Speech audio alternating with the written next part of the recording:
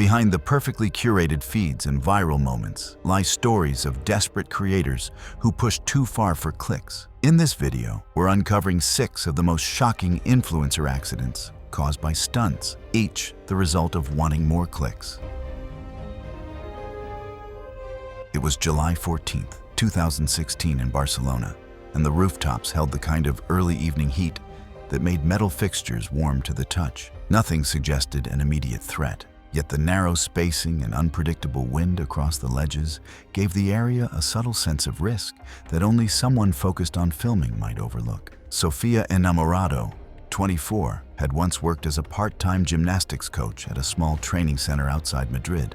After the gym downsized and let several junior staff go, she shifted her energy toward parkour clips and urban free-running videos. Her following was small, around 2,000, but she treated each post as a chance to regain the sense of competence she had lost when her coaching job ended. She used a compact gimbal, budget action cameras, and travel deals she paid for herself.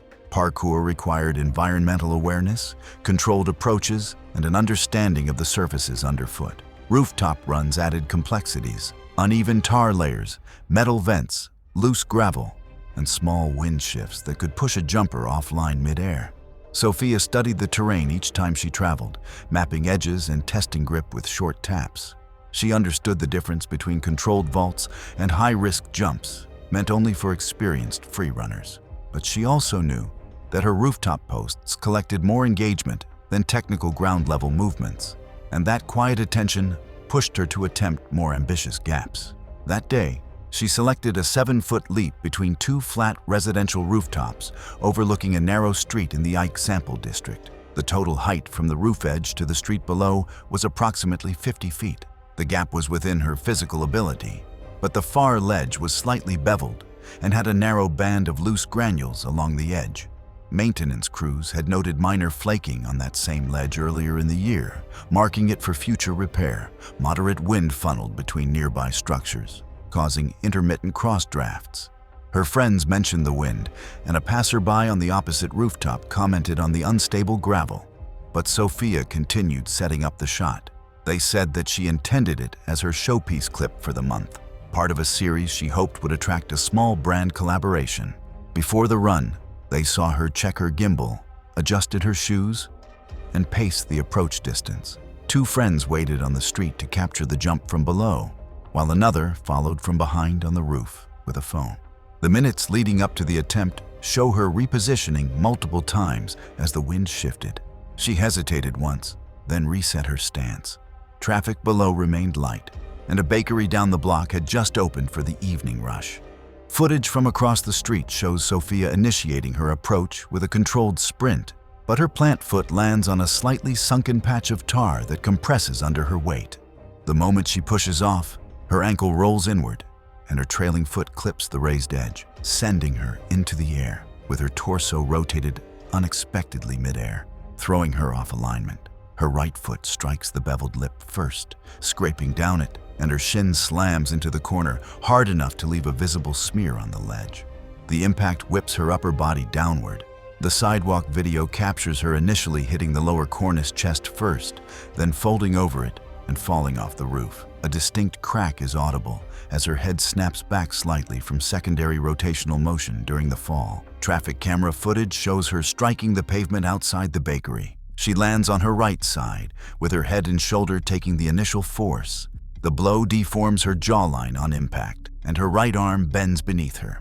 A small concrete ledge fragment from the roof struck a woman waiting for coffee, causing fatal blunt trauma to the head. Sophia's friends reached her within seconds, one calling emergency services while another began CPR. Paramedics arrived in under 5 minutes, stabilized her airway, and transported her to the nearest trauma center. Hospital records revealed diffuse axonal injury, bilateral subdural hematomas, and rapid intracranial swelling. The surgeons operated to relieve pressure on her brain, which helped for a short time. But the swelling wouldn't stop. She passed away 36 hours after arriving at the hospital. The coroner listed traumatic brain injury from high-energy blunt impact as the cause of death, with secondary thoracic trauma noted. The report also documented injuries to the bystander caused by a roof fragment falling from the edge during Sophia's fall. A small training gym where Sophia once coached established a private safety bursary for displaced athletes, choosing not to publicize her death. The woman struck by debris was pronounced dead at the scene, and her family held a private funeral. City officials used her death to review sidewalk safety and issue guidance on maintaining clear zones near rooftops during filming, emphasizing the indirect risks of stunts to bystanders. It was October 3rd, 2015, on a quiet stretch outside a suburban town in the central United States, where the roads were mostly empty after dark. The mix of low visibility, uneven pavement, and late-hour complacency created conditions that would turn a small misjudgment into something irreversible. Eddie Blumquist, 17, had been trying to build a foothold in stunt-style social media clips. He balanced school with part-time shifts at a convenience store and spent most evenings editing short videos for his modest following. His parents worked long hours and, while not hostile, rarely asked about what he filmed. Automotive challenges demanded an understanding of speed, grip, and surface control. Clinging to the hood of a moving vehicle required friction from the paint, pressure from the performer's hold, and coordination with the driver. Even minor imperfections in the road, potholes, pebbled edges, or sudden dips, could cause a shift large enough to break the rider's anchor points. Eddie knew the risks, in theory, but he wanted a clean clip marked by smooth acceleration and a consistent speed display on the dashboard camera. He planned to use his parents' mid-sized SUV, weighing roughly 4,000 pounds, counting on its weight and stability. Eddie wanted to remain on the hood of the vehicle for about 60 seconds, while the driver maintained approximately 60 miles per hour. The two scouted a straight rural lane bordered by farmland with minimal nighttime traffic. A friend commented on the patchy pavement, and a weather app issued a brief alert about wind gusts along open fields, but they proceeded. Eddie adjusted his helmet and gloves, positioning himself on the hood while the driver checked for oncoming headlights. A neighbor driving home approached from the opposite lane with a dash cam recording. The footage later showed Eddie crouched against the curvature of the hood as the SUV built speed. For the first moments, the vehicle tracked straight, but the headlights illuminated irregularities in the asphalt. Eddie shifted his grip between the edge of the hood and the windshield's lower frame, bracing as wind pressure increased. The SUV neared the planned speed, and the driver tried to hold a steady line while watching both the road and the dashboard. At approximately 15 seconds into the stunt, the SUV hit a shallow pothole that neither had noticed during their earlier pass. The jolt lifted Eddie's torso slightly, enough for his hands to lose secure purchase. Witness footage captured the moment his upper body snapped forward. His helmet struck the hood, and he was launched forward at a slight rotational angle, head first onto the asphalt. The impact with the pavement produced immediate head and neck trauma, visible in the abrupt angle of his landing captured on the dash cam of the passing neighbor. As the SUV braked, Eddie slid underneath the rear portion of the vehicle. The rear axle and tire rolled over him before the driver could stop completely. A local resident who had been walking his dog nearby ran to assist and pulled Eddie clear of the undercarriage. He called emergency services at once. Paramedics arrived within 7 minutes, assessed him, and found no pulse or spontaneous breathing. Attempts at resuscitation were discontinued shortly after. The coroner reported that the neck and upper spine were severely disrupted, and the brainstem was severed, consistent with being thrown at high speed. He also had severe head injuries and crushing damage, likely from being run over after the impact. How his body spun and landed made the injuries much worse. Local authorities opened a child welfare inquiry for negligent supervision. Eddie's parents were formally admonished, but not criminally charged. Community response remained subdued, with brief mentions in local papers and a safety advisory issued by the county sheriff's office.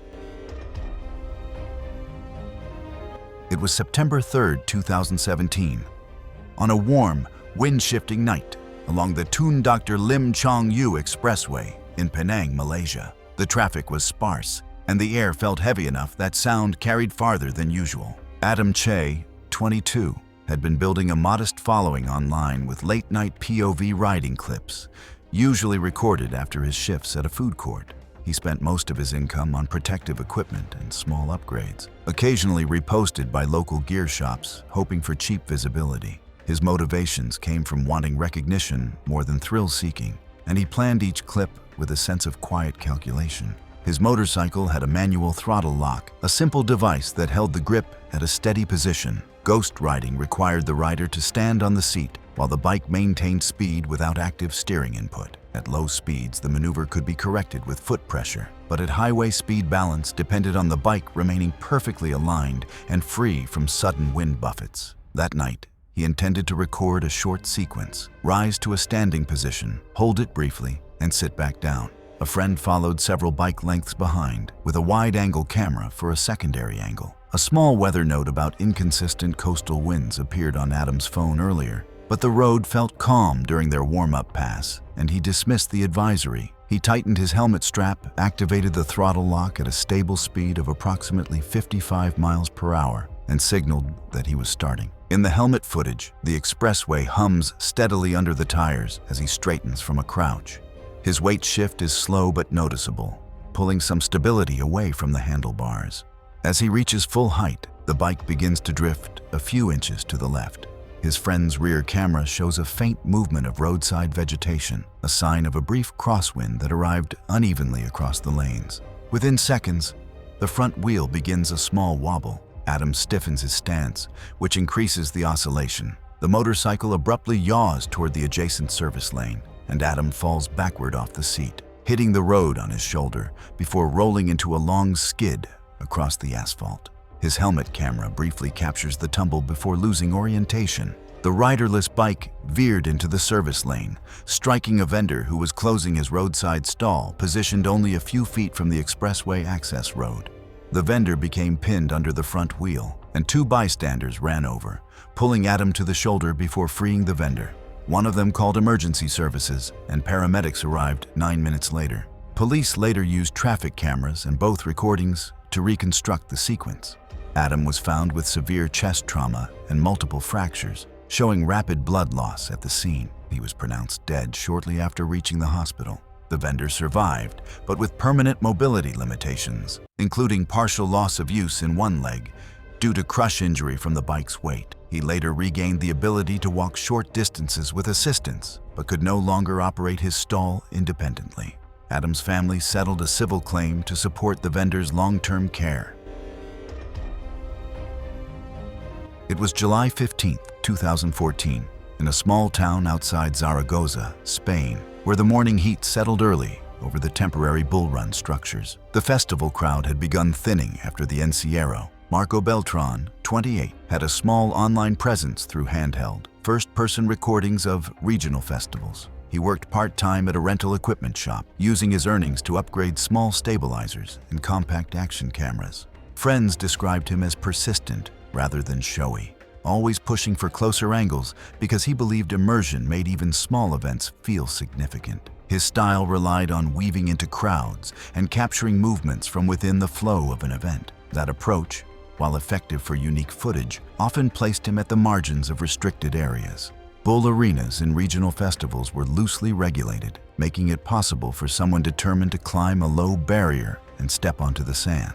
Bulls awaiting transfer were unpredictable. Handlers communicated through hand gestures and whistles, and the arena's blind corners meant anyone inside needed to track positions constantly. None of this deterred him, partly because he believed brief, controlled entries improved his videos, and partly because he had done similar things without incident.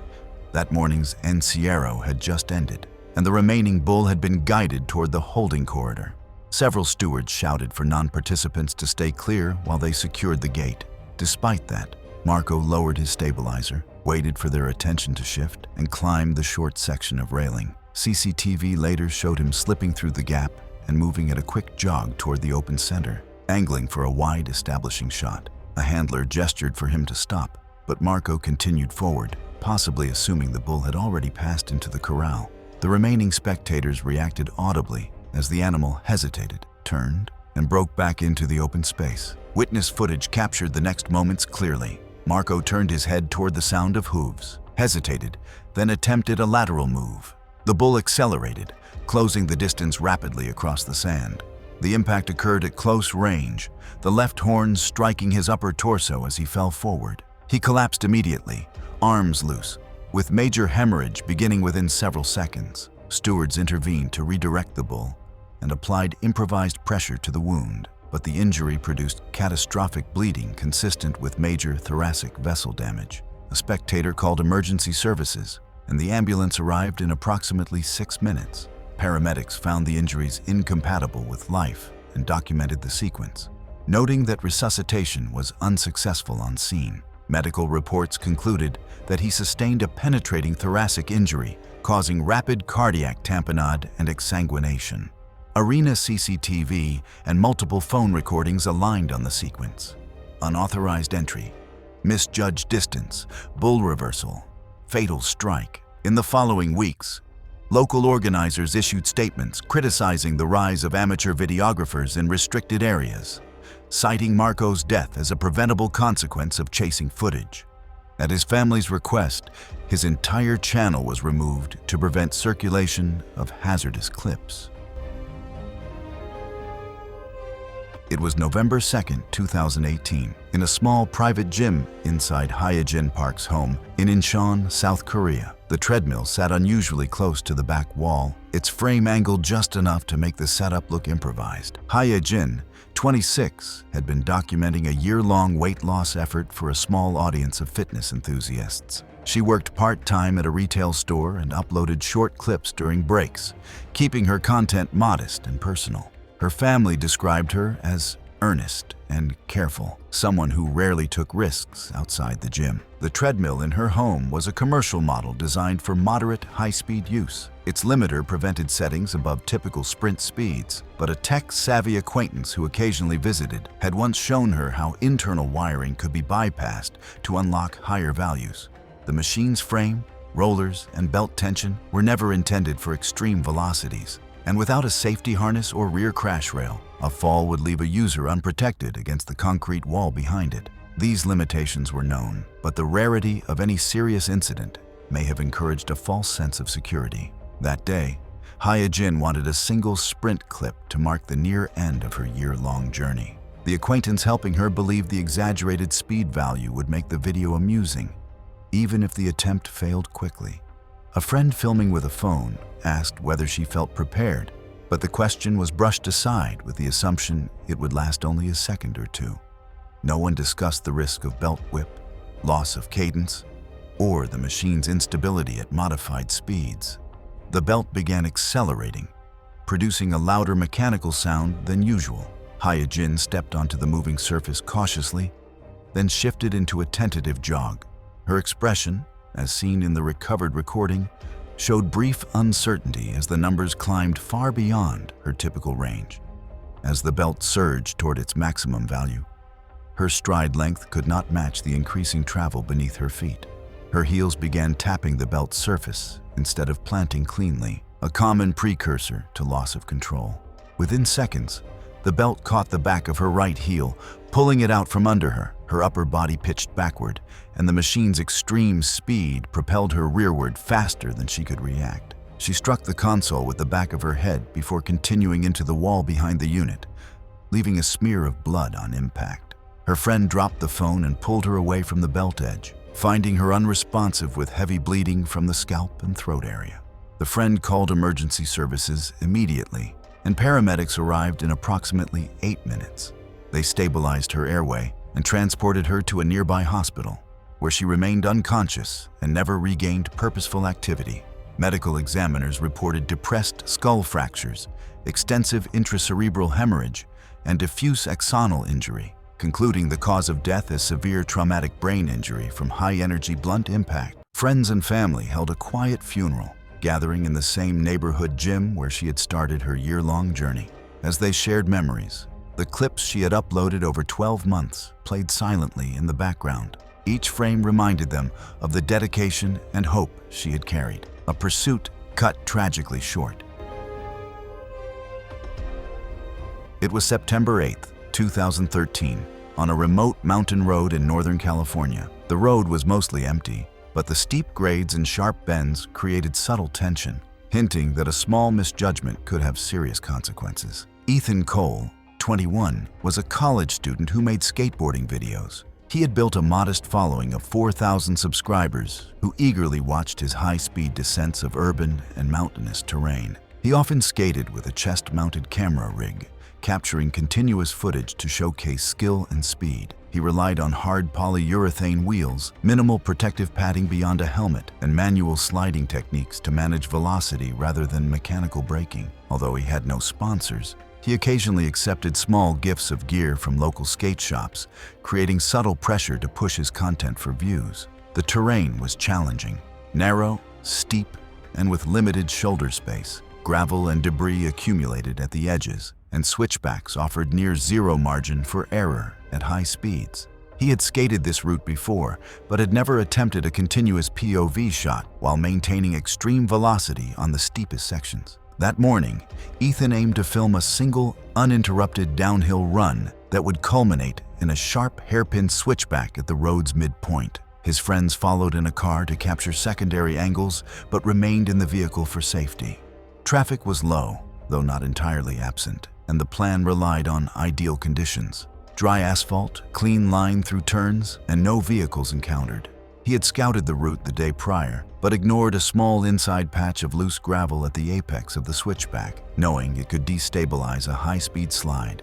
As he approached the hairpin, his chest cam captured him leaning into the turn, legs flexed for balance. The video shows the inside edge of the road, scattered with fine gravel, which he did not slow for. His wheels skidded slightly before catching, throwing his center of gravity forward.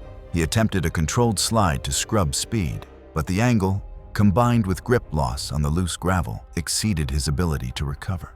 A pickup truck appeared suddenly around the apex, approaching the switchback from the opposite direction. With no space to evade, Ethan's chest cam recorded the lower bumper of the truck filling the frame.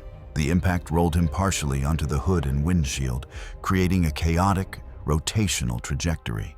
He then fell forward, striking the asphalt with his helmeted head and upper torso simultaneously, twisting slightly on landing, compounding the injuries. The filming crew called emergency services immediately. Paramedics arrived within 10 minutes, finding Ethan unconscious, with extensive cranial and facial trauma. He was stabilized on site and transported to a regional trauma center, but succumbed to injuries shortly after arrival. Post-accident footage and eyewitness accounts confirmed excessive speed, misjudged line, and inability to scrub speed on gravel as key factors.